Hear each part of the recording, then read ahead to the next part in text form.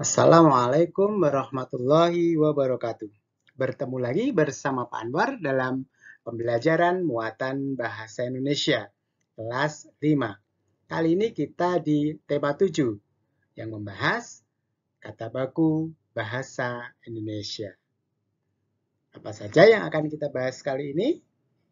Tapi sebelumnya marilah kita berdoa terlebih dahulu.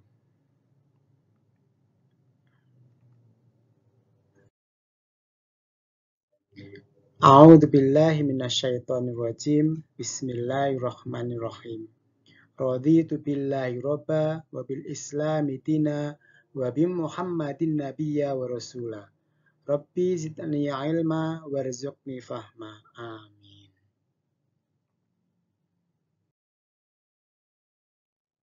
Ya. Kali ini kita akan membahas kata baku. Apa itu kata baku?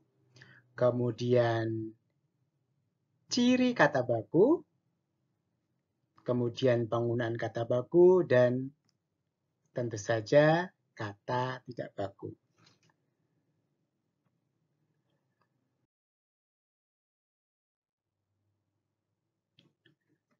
Ya, apa itu kata baku?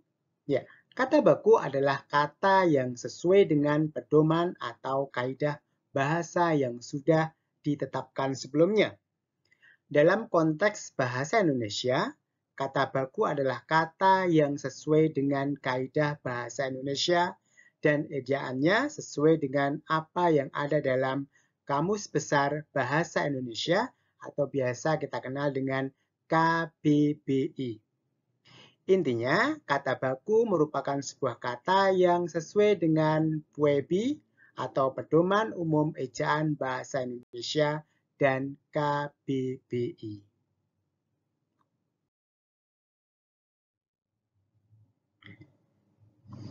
Ya, untuk KBBI dan PUEBI, kalian bisa melihat KBBI versi cetak yang ada di ruang referensi perpustakaan. Di sekolahan kita juga ada kamus KBBI. Kemudian jika kalian menginginkan KBBI di HP kalian, kalian bisa mendownload aplikasi KBBI edisi 5 di Play Store, kemudian kalian install di HP kalian. Jika kalian menginginkan KBBI daring, kalian bisa pergi ke https://kbbi.kemdikbud.go.id. Untuk PUEBI, kalian bisa mengunduhnya di laman badanbahasa.kemdikbud.go.id seperti yang tertera di slide ini.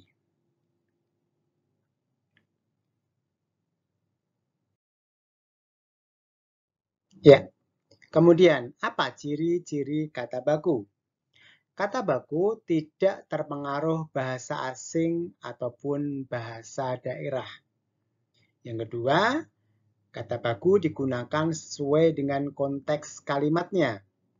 Yang ketiga, memiliki arti yang pasti, tidak rancu, dan tidak bermakna ganda. Ciri yang keempat, tidak mengandung arti pleonasme atau kata-kata yang berlebihan.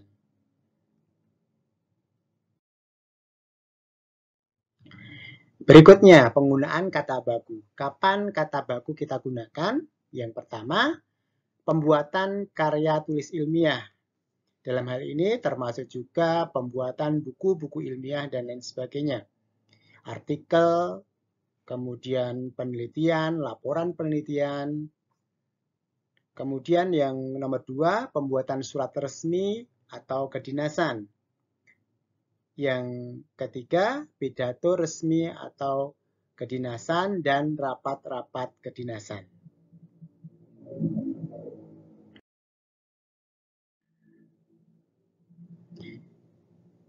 Kemudian, apa yang dimaksud dengan kata tidak baku? Ya, kata tidak baku tentu saja kebalikan dari kata baku. Kata tidak baku adalah kata yang tidak sesuai dengan kaidah bahasa yang ada. Kata tidak baku juga memiliki ejaan yang tidak sesuai dengan KBBI. Kata tidak baku biasanya muncul karena adanya kebiasaan menggunakan sebuah kata yang salah, baik dalam penulisan maupun pengucapan.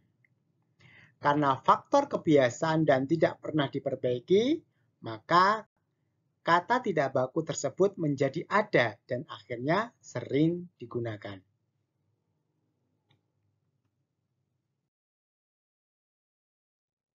Oke, berikut ada sebuah bacaan. Mari kita baca bersama-sama. Di sini adalah sebuah narasi sejarah. Perjuangan mempertahankan kemerdekaan Indonesia. Setelah proklamasi kemerdekaan Republik Indonesia pada 17 Agustus 1945, ternyata kemerdekaan Indonesia masih diragukan oleh bangsa-bangsa lain. Hal itu dibuktikan dengan datangnya kembali bangsa-bangsa asing seperti Inggris dan Belanda yang hendak kembali menjajah Indonesia. Hal itu memicu terjadinya ketegangan dan berujung pada terjadinya insiden pertumpahan darah di daerah-daerah di Indonesia. Oke, dari paragraf ini ada beberapa kosakata baru yang dapat kita cari artinya di KBBI. Yang pertama, proklamasi. Apa itu proklamasi? Ya, proklamasi merupakan pemberitahuan resmi kepada seluruh rakyat. Kemudian insiden pertumpahan darah. Ya, insiden pertumpahan darah merupakan peristiwa perang yang menimbulkan darah. Berikutnya paragraf kedua. Salah satu peristiwa bersenjata yang dilakukan untuk mempertahankan kemerdekaan Indonesia adalah peristiwa 10 November 1945. Peristiwa tersebut dikenal juga dengan Pertempuran Surabaya. Pertempuran tersebut adalah pertempuran pertama antara pejuang-pejuang Indonesia dan pasukan Inggris setelah proklamasi kemerdekaan Indonesia. Pertempuran Surabaya termasuk pertempuran terbesar dan terberat dalam sejarah mempertahankan kemerdekaan Indonesia. Apa saja kosakata baru kali ini? Ya, peristiwa bersenjata. Apa itu peristiwa bersenjata? Yaitu peristiwa yang memakai senjata atau perang. Kata lain dari perang. Kemudian pertempuran adalah perkelahian yang hebat atau peperangan. Paragraf berikutnya, selain melalui kekuatan bersenjata, upaya mempertahankan kemerdekaan Indonesia juga dilakukan melalui diplomasi. Perjuangan diplomasi pertama dilakukan dengan mencari dukungan internasional, seperti melalui PBB. Selanjutnya, para tokoh dan pejuang Indonesia melakukan sejumlah perundingan langsung dengan Belanda. Perundingan antara Indonesia dan Belanda meliputi perundingan Linggarjati, perundingan Renville, perundingan Rumroyen, Konferensi Inter-Indonesia, dan Konferensi Meja Bundar. Oke, kosakata yang ada di sini adalah diplomasi. Apa itu diplomasi? Yaitu urusan perhubungan resmi antara satu negara dan negara yang lain. Kemudian ada kata konferensi. Ya, konferensi adalah pertemuan untuk berunding mengenai suatu masalah yang dihadapi bersama. Ya. Dari teks narasi sejarah di atas ada beberapa kata yang sering salah dalam penulisan sehingga menimbulkan kata tidak baku. Yang pertama, memproklamasikan. Ini berasal dari kata proklamasi, kata turunan dari proklamasi. Ini sering timbul kata tidak bakunya yaitu memproklamirkan. Kemudian kata November. Di sini sering pengucapannya atau penulisannya menggunakan huruf P, November. Kemudian konferensi, kata baku konferensi, kadang orang sering mengucapkan atau menuliskan dengan konferensi tapi menggunakan huruf V, atau konferensi menggunakan huruf P, atau konferensi tanpa huruf E setelah F.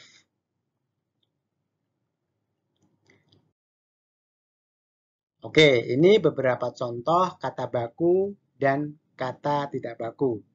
Kemudian di kolom berikutnya adalah arti dari kata baku. Seperti ini aktivitas, yang baku adalah menggunakan V, sedangkan yang tidak baku menggunakan F. Kemudian di sini ada asas. Yang tidak baku azas, atlet, ya, bukan atlet. Apotek, pakai E bukan apotik. Berpikir, bukan berpikir. Ekstrim, pakai E bukan pakai I. Ideologi, bukan ideologi. Kemudian izin, pakai Z, bukan pakai J. Jenderal, bukan jenderal. Kemudian zaman, bukan zaman, pakai C. Nasihat, bukan nasihat, tapi menggunakan huruf I. Memproklamasikan, bukan memproklamirkan. Kemudian antre, menggunakan huruf E di belakang, bukan I. Autentik, bukan otentik. Ini contoh beberapa kata baku. Kemudian ini ada beberapa daftar kata baku sesuai dengan abjadnya. Tentu saja kata baku ini hanya terbatas beberapa saja. Masih banyak sekali kata tidak baku yang berasal dari kebiasaan kita mengucapkan atau menuliskan kebiasaan salah, kemudian diulang-ulang sehingga menimbulkan kata tidak baku. Ini abjad A sampai C. Kemudian kolom berikutnya adalah C sampai H. Kemudian di halaman berikutnya ada H, kemudian sampai N, kolom berikutnya dari N sampai S, dan terakhir sampai Z. Di sini ada beberapa contoh yang sebenarnya kita sering mengucapkan dengan kata-kata yang salah atau menuliskan dengan ejaan yang salah.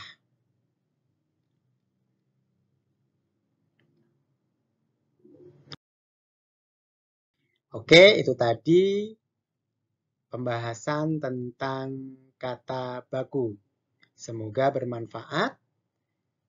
Alhamdulillahirrabbilalamin. Pak Guru cukupkan sekian. Wassalamualaikum warahmatullahi wabarakatuh.